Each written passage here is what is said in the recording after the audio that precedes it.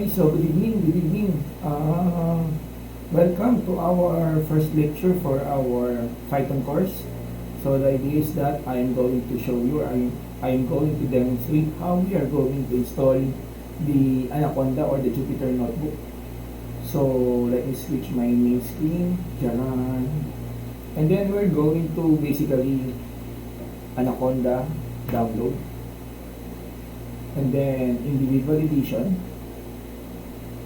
Afterwards, just select Anaconda individual edition. Close mo lang to, nagulat lang ako. Muling download ko, walang ganyan.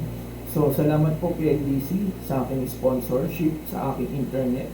PNDC, palaging disconnect, charot. We also have Smart Broken. Ano ba? Basta yun na yun. Pero, internet namin is PLDT. So, I'm downloading 477 MB and then bilang na lang tayo ng around less than a minute. So, hindi ako mag-e-edit Ano na lang po ito, live. Parang nanonood kayo ng live. So, no edit, no filters. Wow, dahil pala yung pangalan ng channel ko. And, ayun. You can check it basically on your downloads folder right after ma-download, or you can simply double click it. So, kita nyo naman po siya sa downloads folder natin. Ayan. Ayan, yan na yung kanyang icon. Or, you can basically click it. And click next. Choba, I agree. Just me kasi computer ko lang naman to, wala namang ibang gumagamit. Destination folder, yes, just click next and install. At bilang ka ng 10.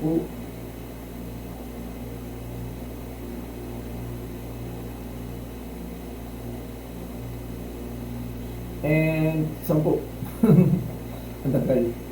Dugay ka ayon. Kasabot mo kayo mag-Bisaya. So hopefully kasabot kayo ng Bisaya, ha?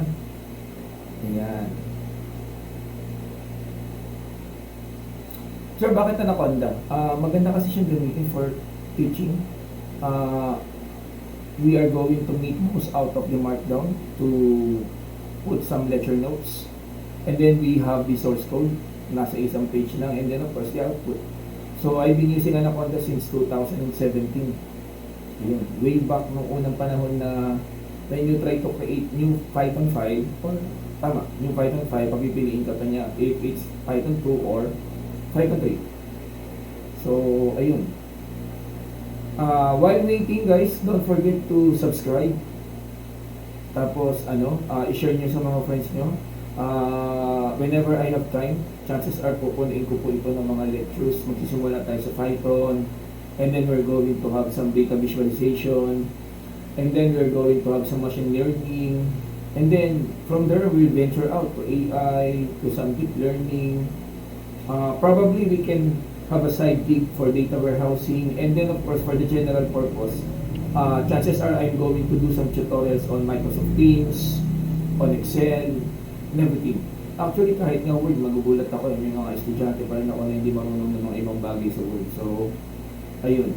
So hopefully, subscribe lang po, then share, hit the notification bell so that whenever I have new uploads, makikita niyo po siya.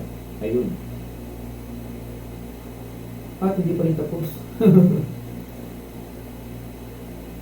So pag damutan niyo na yung aking computer, medyo mabagal lang po siya. Internet, saktuhan naman po. Ayan.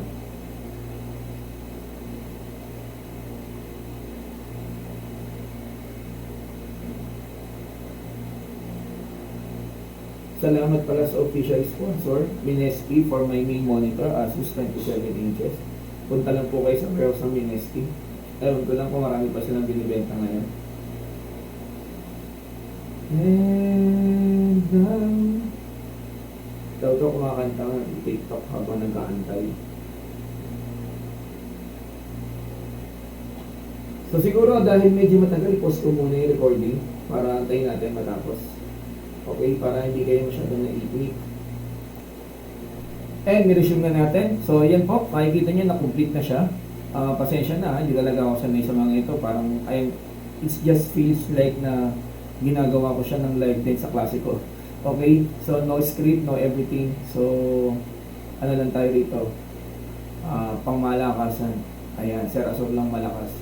Then we click next. And blah blah blah blah blah blah blah blah blah. Anaconda plus JetBrains. Guys, don't forget if you have an education email, so just go to JetBrains and marami kang makukuha rin. Ayan. And then next, Anaconda, here are some helpful tips. Okay na yan, finish mo na yan. Mag-open lang naman siya. And ayoko niyan, close ko na yan. At i-close ko na rin to. So, now, the next question is how do we run Anaconda? So you can, panatik ako ng prompt. You can do this on Navigator, but mas panatik ako ng prompt. So, click ko lang po yung prompt and then tatype ko is the Jupyter Notebook. Enter. And, bagong install. So, Google Chrome po ang aking default. Ayan. So, you have now your Anaconda. So, this is the Jupyter Notebook. And then, just click nyo for you to be able to create a new Python file. So, Python 3. Again, nung unang gamit ko nito is Python 2 at saka Python 3 you are going to select. So, pag click mo ng Python 3, ayan na po. So, you have now your Python 3 na file under the Jupyter Notebook. Take note guys, ang extension po nito is IPYNB. So, hindi po siya .py. So, the usual, you can save your file by changing, or you can change the file name by clicking the untitled, and then, ayan po, live demo. Ayan, click rename. And then, of course, mayroon tayong mga menu button, mga icons. This is now for the code. If you want to do it markdown, you can do it markdown. I'm going to do another video for this entire concept or tutorial, pero at this moment, let's stop at this. Wait a minute. Ayan. So, ito na muna tayo rito, and then hopefully pagbalik natin or makagawa ko ng complete tutorial for the Jupyter Notebook, how you can use the markdown and the code and everything. Okay? So, ayun. So, that's it for today guys. That's it for this particular video. Don't forget again to subscribe and share. Tell to your friends, ayan, who are interested in Python or basically programming, kasi magpo-program naman tayo. And then, of course, some Microsoft Tech products as well. Okay, so bye for now. Bye.